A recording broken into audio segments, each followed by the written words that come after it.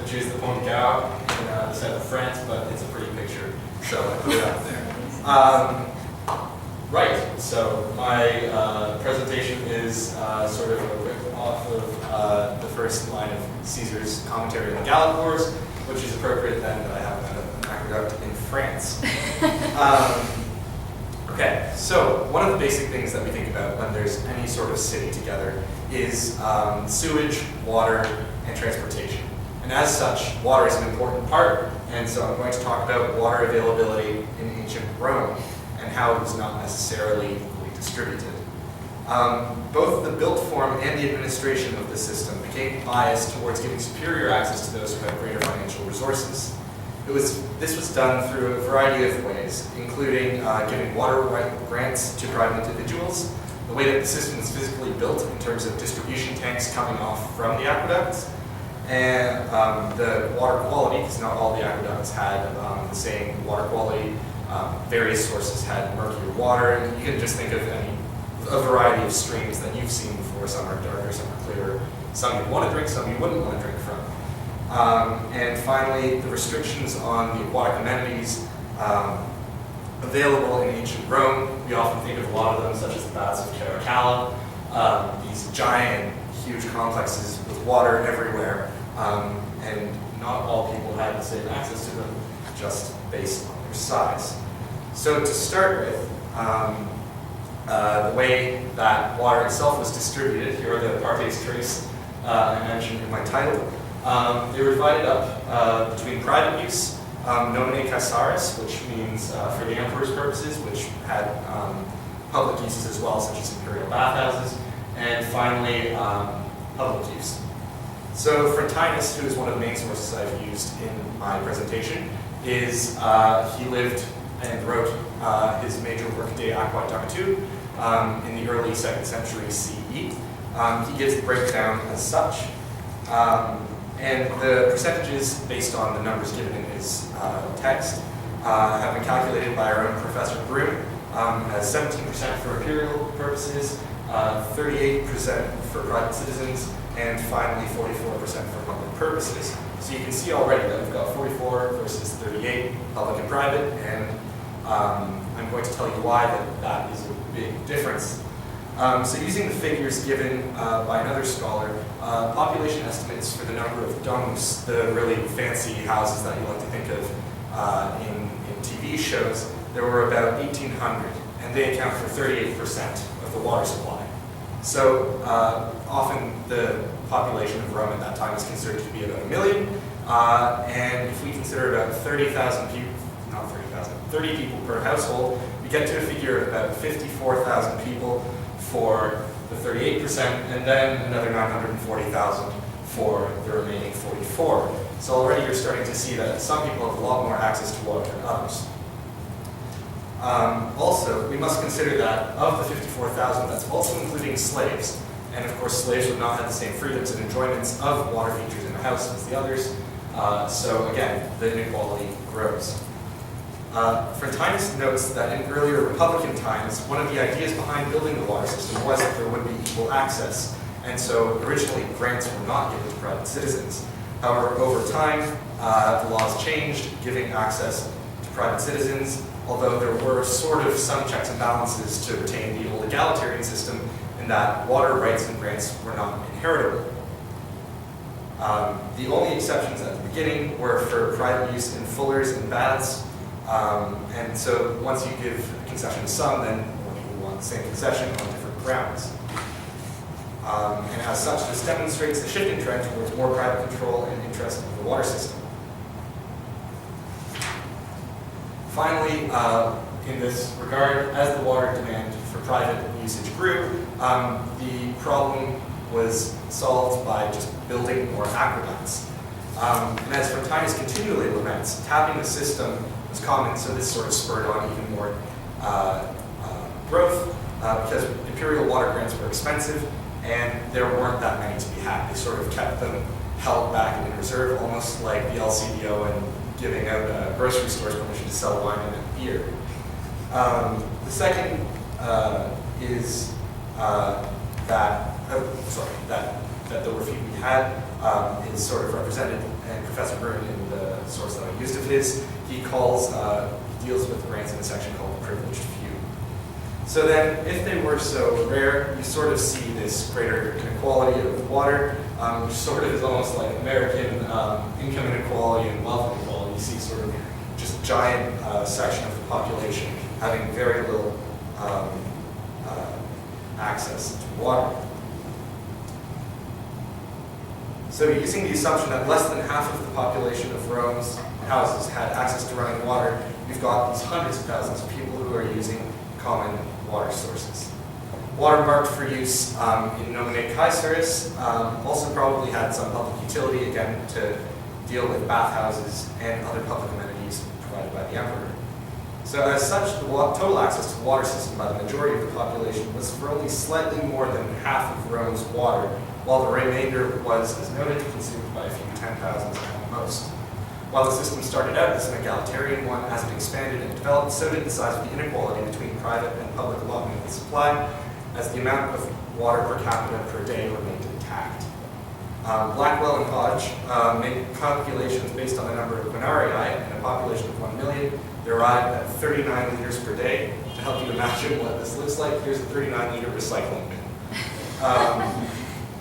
And as such, if you're getting that much, and that makes up 44%, imagine the amount of water you're getting at 38% if you're one of the lucky few. So before the Augustan period, there are these aqueducts. We're ignoring the Julia here, that's why it's kind of covered over. So you've got these 4 going on. This was delivered for mostly public use, as I've mentioned. Under Augustus, the focus began to shift to accommodate the growth in public supply. The aqueducts themselves were built with private funds. And so that was part of the original idea that the wealthy have this obligation to pay for aqueducts for the poor to use as well. And these were never intended to be profitable, and there were no user fees.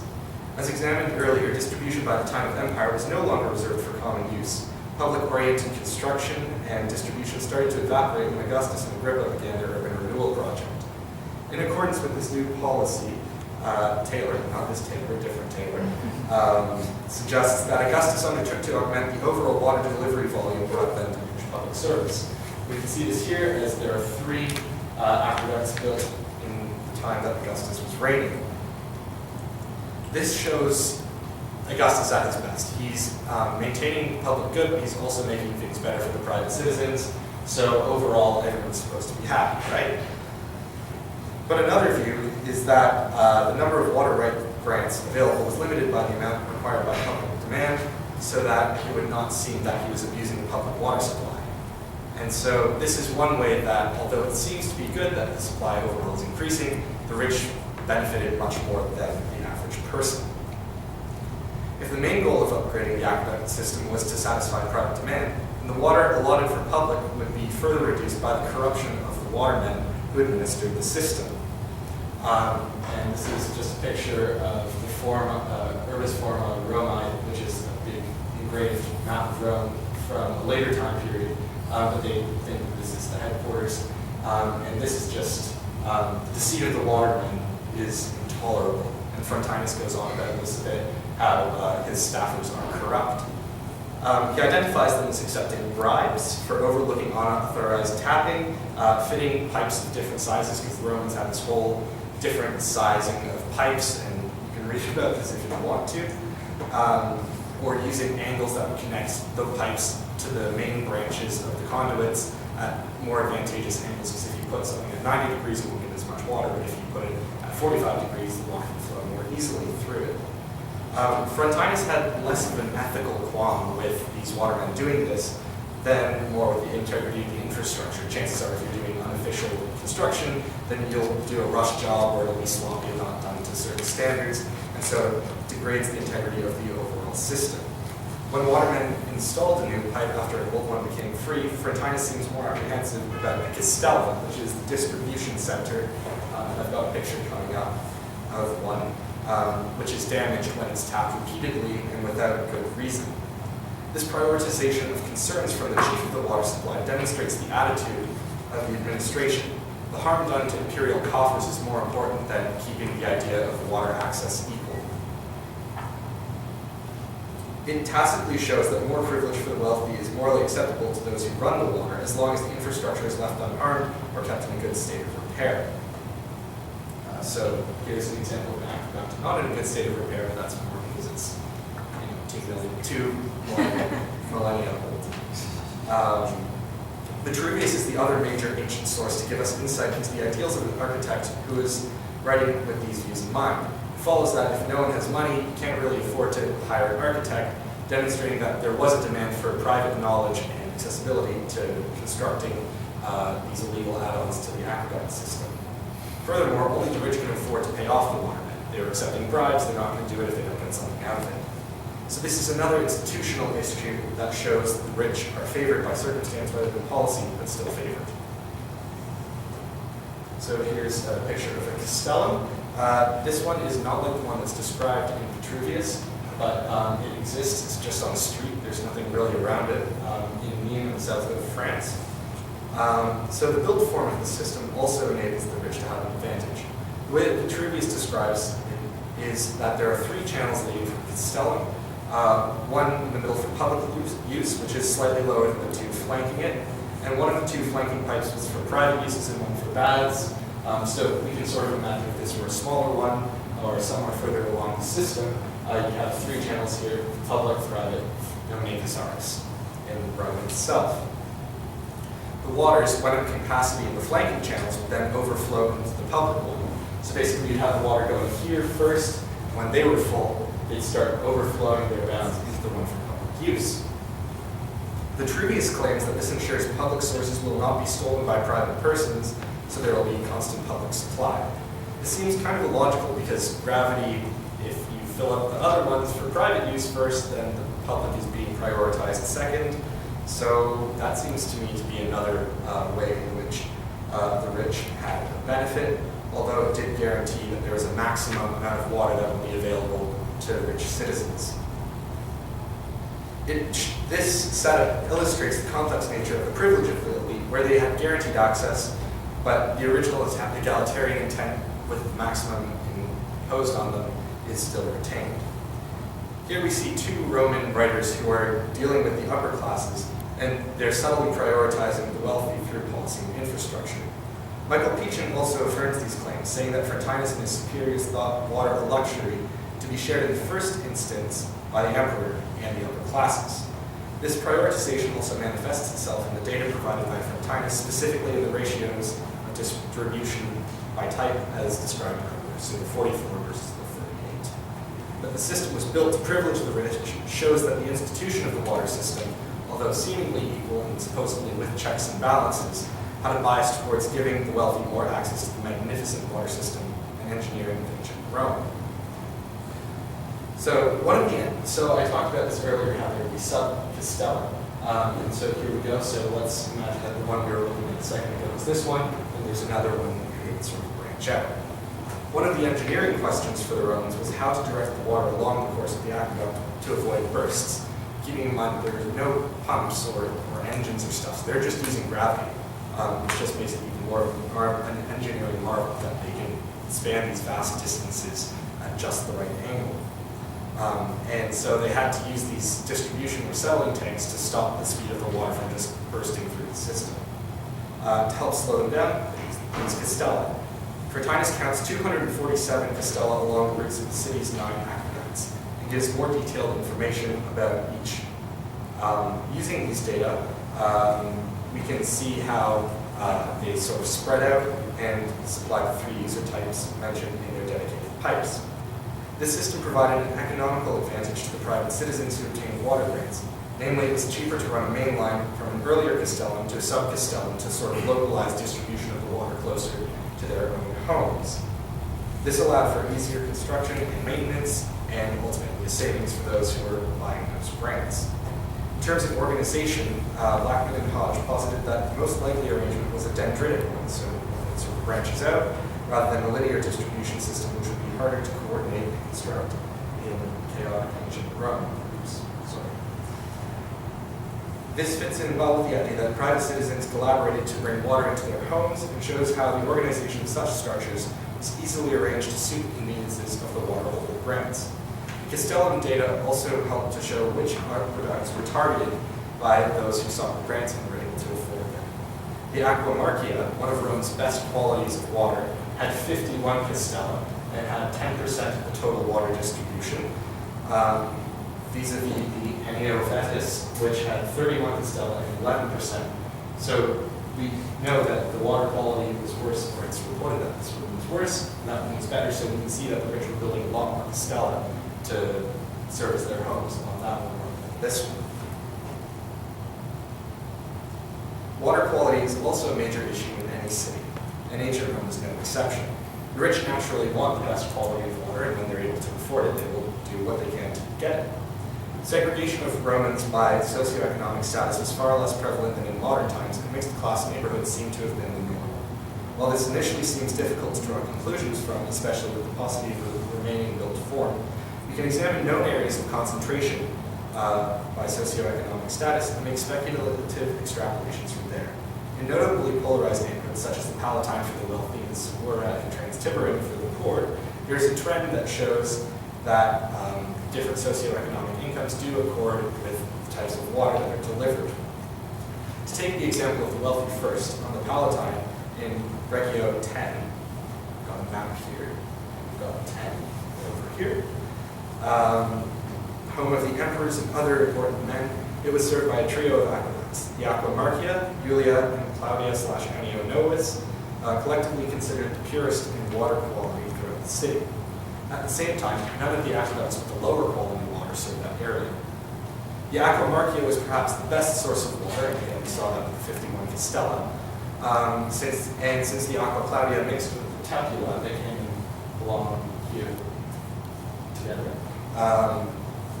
The water quality was less good, but one of them had very good water. And at this point, under Frontinus and the Emperor Trajan, there was a lot of concern about the water quality, and they took an active role in distributing it accordingly, i.e. to those who had stakes in the regime. With this concern, it follows that the two of them contrived to arrange the best water for the nicest neighborhoods, and so the worst water went to the least politically and socially important quarters. Due to the scattering of the rich, Trajan's special concern led to policy that resulted in the worst neighborhoods receiving high-quality water as a byproduct, just because of the proximity to other wealthy families.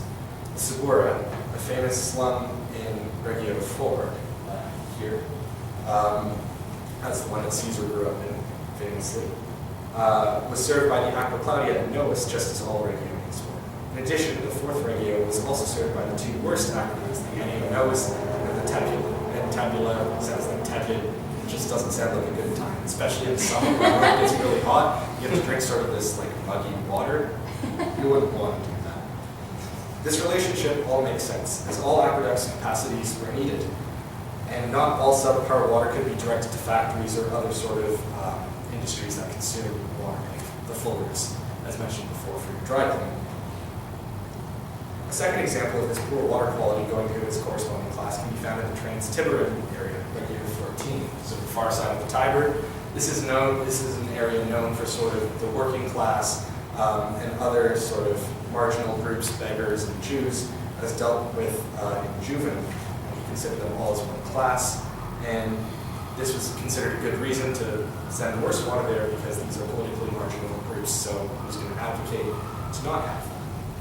Another reason that the Trans-Tiberan received poor qualities of water was due to other exotic cults and artisans, so people just sort of wanted to stay away from them if you're of any rank, and also immigrants. Taylor also raises the issue of Regio 14 having more insula than normal. So here we've got an insula, it's an apartment building, they were really badly made, they collapsed, they caught on fire, you wouldn't have running water up to the 6th story, and they sort of have a bad reputation in general, compared with the nice domus, which has its sort of got walls, and you've got garden, you've got peristyle, you've got your own private areas. It is impossible to be sure, because we don't know the exact location of wealthy homes, but there seems to be a smaller grouping of them in the Trans-Tiberan. It was also known as an area of industry, and so these two factors have made sending less desirable waters there an attractive option. Furthermore, when the Tiber crossing aqueducts in the Trans-Tiberan required rebuilding, Their supply was supplemented with the waters of the Aqua Alciatina, which Frontinus considered hardly wholesome and nowhere distributed for human use. It was originally built to stage sea battles under Augustus, and so it wasn't really intended for people to drink. These systems, in which each region got different parts of the spectrum of water quality, shows an imbalance of favorable outcomes for the rich, and they're having the best quality water, and the poorest people having the worst, even sometimes receiving water that the chief of the water supply wouldn't even consider sending to humans unless he absolutely had to. While all the districts had at least one good aqueduct, the rougher regiones, inhabitants less wealthy enough to afford a private castellum, would have to live with the worst quality water, a casualty of privileging the rich. Today, clean water is considered a universal basic right. In ancient Rome, however, access to uniformly clean water was by no means always a privilege, let alone a right. As previously mentioned, Frontinus' outlook, indicative of the upper class elites, was such that water was a luxury, to which the emperor had first entitled and followed by the aristocrats and finally the common Roman. This view of water as a luxury led to restrictions of accessibility for the average person, and most of the time it seemed to be from these lacus or just public fountains. They would often be carved, but again, you have to imagine these are in the streets are busy, smelly, full of people, etc. The wealthy elites who could afford private plumbing appeared to bypass the large crowds and around the fountains that poured out of the city. Blackman and Hodge have tried to calculate the size of these crowds. By using 1 million inhabitants figure, they arrived at 200 persons per hour, a number they considered to be too large and required scaling down. Try to imagine 200 people filling up with water in this small basin, which is maybe 3 feet by 4 feet at most. That's really, really not a great access to water if that's your only source. The new average that they came down to arrived at 100 persons per hour at each lacus, which is still a large crush and not pleasant to get in the summer.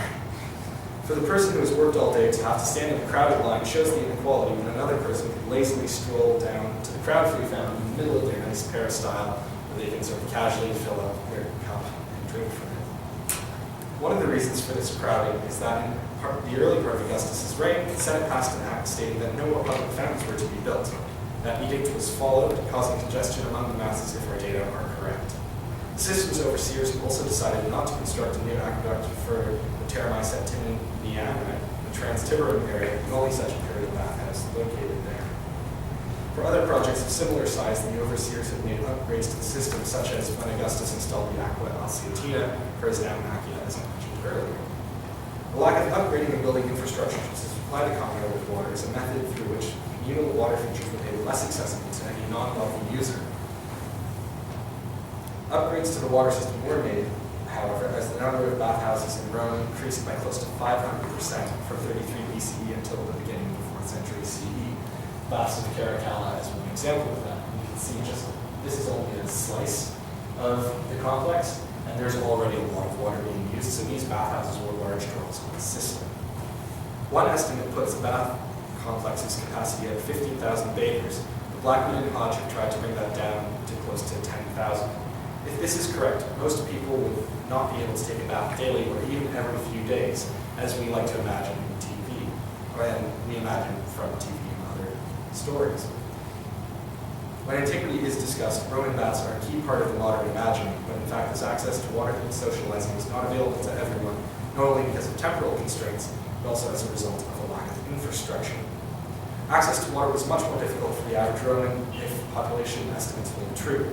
The basic water for drinking and cooking was limited to a set number of basins in the streets. Water leisure features might not have always been well run in less affluent areas, and even if there were bathing establishments, size and fee requirements could borrow money from entry. Despite the class division with the practice, bathing culture and water use are hallmarks of Roman society in our mind, which help to conceal the inequality of access to the water distribution system. So to conclude, the office of the Curator Aquarum, as Frontinus held, was designed to manage the levels of distribution to 3 types of individuals: to the emperor, private citizens, and the public, in that order. With aristocrats' growing wealth came increasing corruption and unequal access to water. The castellum system opened up many paths through which the public's needs could be put through last because of overtapping illegal grants as such. The higher quality water was reserved in part for higher ranking Romans where it was able to do so, and the worst water went to the worst areas.